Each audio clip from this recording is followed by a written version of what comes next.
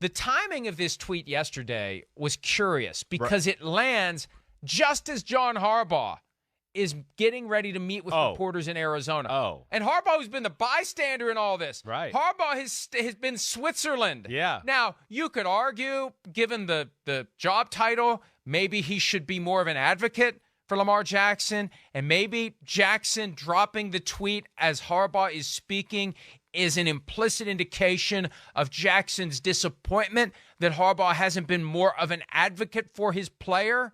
You shouldn't be Switzerland. You should be fighting for your guy. Maybe that's what Lamar thinks, Chris. Don't know. Let's ruminate on that possibility while we hear from John Harbaugh yesterday, who's reacting cold on the fly to the news that his quarterback wants a trade. Here it is.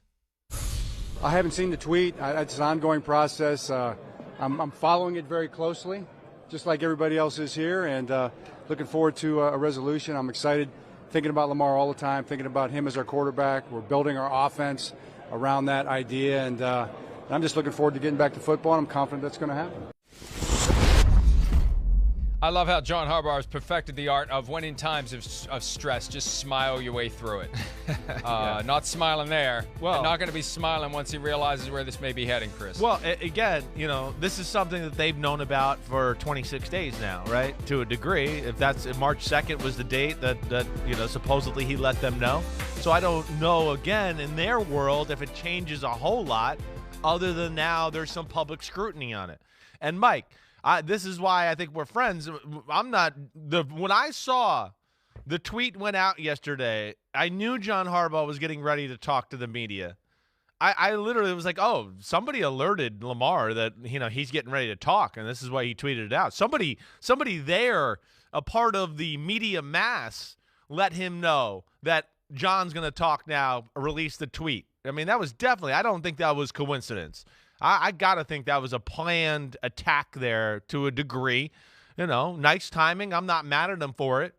It does put more light on the situation. But I will say to what you were saying, man, John Harbaugh has done nothing but say great things about Lamar Jackson. I think you and I both know, from anybody you talk to associated with the Ravens, John Harbaugh loves Lamar Jackson, loves him.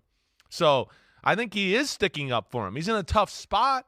He's telling you, we're running the team like he's the quarterback. That's the guy we want. He always says positive things. He's got to watch what he says a little because he is not a part of the contract negotiation.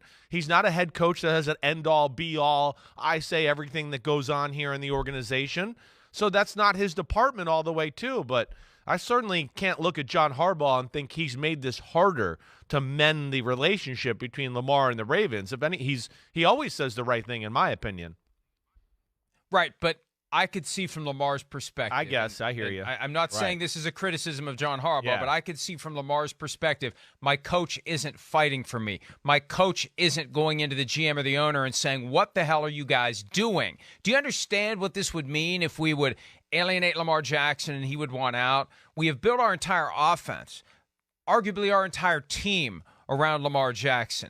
We need to give this guy what he wants. We need to do this deal. We need to reach a compromise. I'm getting involved in this process instead of kind of saying, he's always been kind of, hey, that's not me. I'm just going to, like the rest of you, I'm just going to pray that this gets done.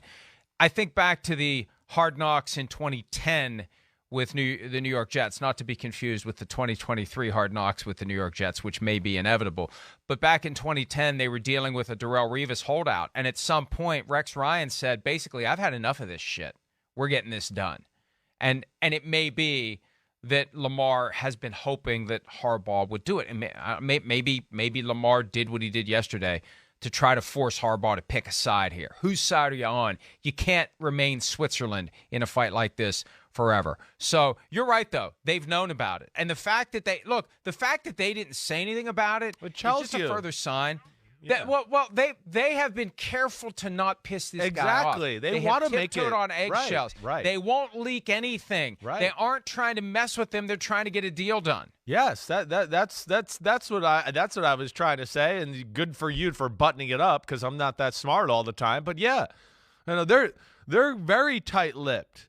None of the rumors are coming from the Baltimore Ravens or anything like that. You know, the talk of the guy representing Lamar and all that got out because he's calling other teams in football, and those teams are like, hey, some guy that's representing Lamar called me. It wasn't the Ravens that are putting that out. They're trying to make this work. They're trying to make it work, you know, but they don't want to give the greatest contract in the history of football to the guy. And it's not a direct, again, conspiracy against Lamar. This conspiracy was out here before Lamar. It was before Deshaun Watson.